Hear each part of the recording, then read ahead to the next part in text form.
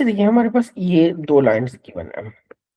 ये 3D में और सबसे पहले अगर आपसे कहा जाए कि चेक करें कि ये दोनों लाइनें पैरेलल हैं कि नहीं है। पैरेलल लाइन्स को चेक करने के लिए हम ये वाला पार्ट हम चेक करते हैं। ये और ये इनकी रेशियोज़ लेंगे। अगर हम I के कोएफ़िशिएंट्स देखें तो वो बनते हैं 2/3। J के कोएफ़िशिएंट देखें 1/-1, K के कोएफ़िशिएंट देखें -1/5। ये तीनों ही डिफरेंट हैं। अगर ये तीनों रेशियोज़ सेम हो तो उसी केस में हम कहेंगे ये पैरेलल हैं। अगर 2 सेम है, तीसरा डिफरेंट है तो वो पैरेलल नहीं होंगी। तो एक बात हमें पता चल गई कि ये तीनों ही डिफरेंट हैं। एक भी डिफरेंट होता फिर भी हम कहते नॉन पैरेलल है। ये तीनों डिफरेंट है तो ये नॉन पैरेलल लाइन्स हैं। ओके। अब दूसरी बात हमने ये देखने की दोनों लाइनें इंटरसेक्ट करती हैं कि नहीं करती। ये तो पता चल गया कि पैरेलल नहीं है। तो अब हो सकता है कि ये इंटरसेक्ट करती हों, हो सकता है इंटरसेक्ट ना करती हों। एक ये लाइन कह लें और एक ये दूसरी लाइन आप कह लेंगे ये लाइन है। तो ये हो सकता है कि इन दोनों लाइन्स के बीच में अच्छा खासा गैप हो, या हो सकता है कि इंटरसेक्ट करती हों। ये चेक करने के लिए आपने इन दोनों को पैरामीट्रिक फॉर्म में लिख लेना है। So what is about the first equation. इसको पैरामीट्रिक फॉर्म में अभी हम लिखेंगे। ये बनेगा x is equal to -9 plus 2 lambda, जी -9 सर। और 2 लैम्डा। y y यहाँ पे वो है ही नहीं, j नहीं है तो 0 0 प्लस प्लस लैम्डा। लैम्डा।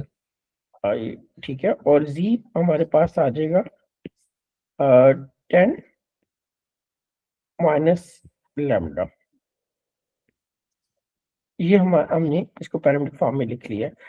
अब दूसरी जो लाइन है उसको भी पैरामीट्रिक फॉर्म में हम भी लिखेंगे। दूसरी क्वेश्चन में x is equal to 3 plus 3 mu, yes. 1 minus mu. अच्छा ये दो सेट आ गए हैं, तो अगर ये इंटरसेक्ट करती हैं तो हम इनको इक्वेट कर सकते हैं, इनको साइमल्टेनियसली सॉल्व कर सकते हैं। लेकिन हमें पता ही नहीं है कि ये इंटरसेक्ट करती हैं कि नहीं। तो हम फिर भी इनमें से कोई 2 लाइन्स उठाएँगे, उनको इक्वेट करेंगे और लैम्डा और म्यू की वैल्यू फाइंड करने की कोशिश करेंगे। हम सपोज़ कर रहे हैं कि ये जो है इंटरसेक्ट करती हैं lines.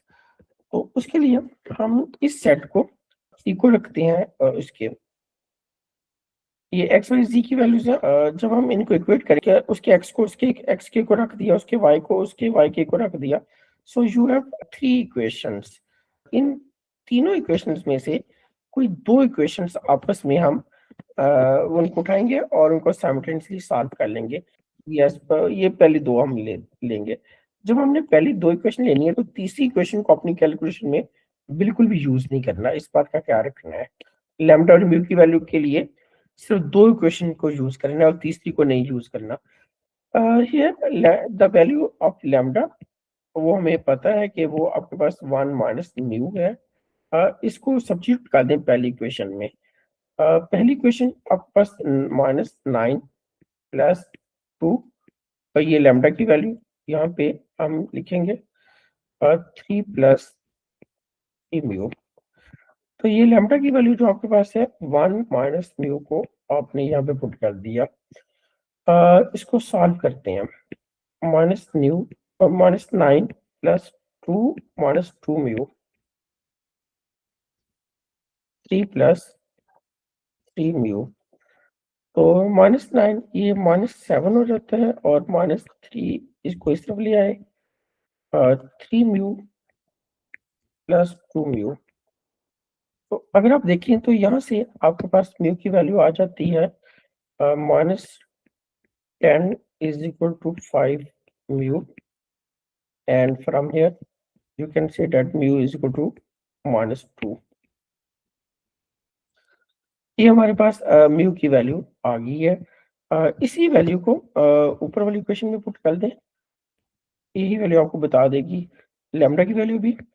So lambda is equal to 1 minus 2, जो कि आपके पास 3 आ गई आपके पास वैल्यू। तो lambda is equal to 3। Okay, जब हमारे पास लैम्डा की वैल्यू आ जाए, लैम्डा और म्यू की दोनों वैल्यूज आ जाए, तो इन वैल्यूज को आपने तीसरी इक्वेशन में सब्स्टिट्यूट करके देखना है। अगर तीसरी इक्वेशन सेटिस्फाई हो जाती है तो मतलब है कि ये लाइंस इंटरसेक्ट करती हैं। अगर वो सेटिस्फाई नहीं होती तो मतलब ये होगा कि वो लाइंस इंटरसेक्ट नहीं करती, वो स्क्यू लाइंस है। तो हम इसमें ये वैल्यूज सब्स्टिट्यूट करते हैं और चेक करते हैं कि क्या दोनों साइड बराबर है। So when you put these values here, 10 is equal to 17 plus 5 और ये म्यू की वैल्यू -2 है यहाँ पर।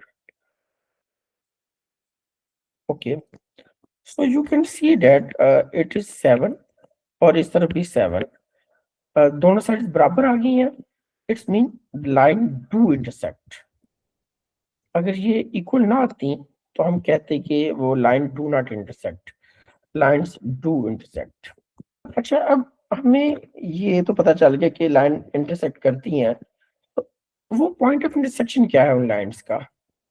ये जो पॉइंट ऑफ इंटरसेक्शन हमने वो ये दोनों लाइनें जहाँ पे इंटरसेक्ट कर रही हैं, वो पॉइंट क्या है? वो बहुत आसान है। लैम्डा की वैल्यू आपके पास आ चुकी हुई है, म्यू की वैल्यू आ चुकी हुई है। लैम्डा की वैल्यू लैम्डा वाले सेट में पुट कर दें, इस सेट में, या म्यू की वैल्यू इस सेट में पुट कर दें। तो कोई इन दोनों में से जो भी काम करेंगे आपके पास वो पॉइंट ऑफ इंटरसेक्शन आ जाएगा। लैम्डा की वैल्यू हमारे पास 3 है, तो चलें ये जो लैम्डा की वैल्यू है वो इस सेट में हम सब्स्टिट्यूट करते हैं और आपके पास पॉइंट ऑफ इंटरसेक्शन आ जाएगा। तो यहाँ पे जब आप इसमें पुट करेंगे -9 प्लस 2 टाइम t, तो ये आपके पास आ जाएगा -3 आ जाएगा, और ये आपके पास 3 आ जाएगा, और ये आपके पास 7 आ जाएगा। सो ये वाला पॉइंट हमारे पास आ गया -t, 3 and 7, the required point of intersection. I hope you got this.